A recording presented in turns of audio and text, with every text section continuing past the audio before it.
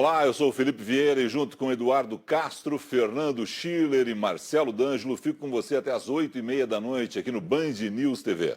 Nós vamos analisar os principais fatos nacionais e internacionais e conversar sobre eles com o embaixador e ex-ministro Rubens Recupero. Em época de confinamento, como estão os relacionamentos em casa? Tudo bem com as crianças? E o casal vai bem? A psicóloga e consultora educacional Roseli Saião fala conosco sobre o assunto.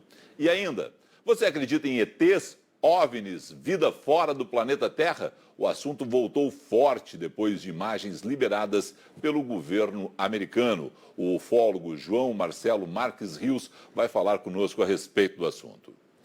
Aos 83 anos, ele segue observando o cenário nacional e internacional com o conhecimento e experiência de quem participou da diplomacia e cargos políticos em 43 anos de carreira no Itamaraty. Vamos conversar a partir de agora com Rubens Recupero sobre o Brasil e o mundo. Embaixador, permita que eu inicie pelo assunto do final de semana, o depoimento de Sérgio Moro. Há algum tempo o senhor disse que no Brasil da ditadura a gente teve um partido fardado e que nos últimos anos muita gente, em função da Lava Jato, teve um partido togado. Pois bem, o ex-togado Moro deixou um governo que está cada vez mais fardado, cheio de generais no entorno do presidente Bolsonaro e saiu atirando o professor Recupero. O presidente hoje participou inclusive de manifestações. Qual a leitura que o senhor faz desse momento que vivemos? Boa noite, prazer em tê-lo conosco. Boa noite, é um prazer também para mim. Eu só queria lembrar que a expressão de que a toga estava substituindo a farda foi do cientista político recentemente falecido, Werneck Viana, né? Ele comparava os juízes e procuradores aos antigos tenentes, né? Na verdade, isso poderia ter uma aparência de realidade naquele momento culminante da Lava Jato. Mas hoje a Lava Jato praticamente terminou, né? Para todos os efeitos práticos, ela não existe mais, né? O juiz que substituiu o Moro é uma personalidade muito diferente da dele, praticamente não houve mais operações. De certa forma, a investigação já se encontrava esgotada, porque ela era essencialmente em torno da Petrobras, né? E já se tinha explorado todos os aspectos. Agora, é verdade o que você diz, né? Que o partido fardado voltou com força, né? Se não da forma como ele se comportava no passado, mas não há dúvida que uma das realidades do momento brasileiro é não só a participação, talvez sem precedentes, de militares em postos civis, mais ainda do que no regime militar.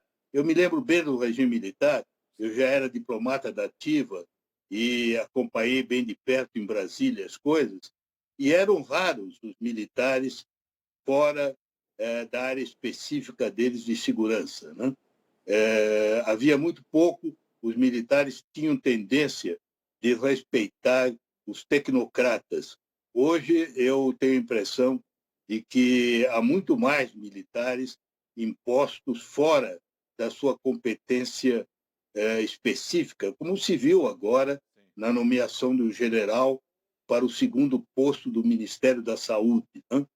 E eu diria que, por mais que se procure dizer que isso não significa a participação das Forças Armadas, no fundo, isso é uma sutileza, né? Porque não há dúvida que é difícil de separar esse governo de uma presença muito forte de militares, não só da reserva, né? Nós temos casos de militares que faziam parte do alto comando do Exército e que estão agora ocupando funções estritamente civis, né? Como de articulação política com o Congresso, né? Então, acho que há uma participação grande e, sem dúvida, isso não fala em favor da qualidade do processo democrático brasileiro, né? Eu creio que uma condição fundamental para que o Brasil se aproxime do ideal da Constituição é que os militares voltem estritamente às suas funções profissionais, se dediquem a forças armadas profissionais, não incursionem fora das forças armadas e que, inclusive, se restabeleça o bom costume iniciado pelo presidente Fernando Henrique e interrompido agora, de nomear um civil para o Ministério da Defesa. Eu acho que somente isso permitirá reduzir esse grau de tutela das Forças Armadas sobre as instituições brasileiras. Embaixador, Marcelo D'Angelo tem uma pergunta para o senhor. Bem-vindo, Felipe. Perfeito. Muito obrigado, embaixador, pela presença. Eu ouvi atentamente e concordo, claro, que a Lava Jato meio que tem um epílogo já desenhado, porém parece que a segunda temporada da Lava Jato começou. Eu queria ouvir o Schiller participando dessa conversa também, toda a dinâmica da Lava Jato, de vazamentos, de exposição de áudios trocados entre autoridades, de exposição ou vazamento de diálogos, de mensagens trocadas dentro de mecanismos de troca de mensagens, como WhatsApp ou Telegram, enfim, esses aplicativos hoje dedicados a esse tipo de troca de mensagens, parece que agora se instalaram dentro do governo Bolsonaro. Há uma investigação em curso, o juiz depois por quase 8 horas, mas parece que a segunda temporada da Lava Jato começou agora dentro do governo Bolsonaro. Gostaria de ouvir a opinião do embaixador e também do nosso analista Fernando Schiller.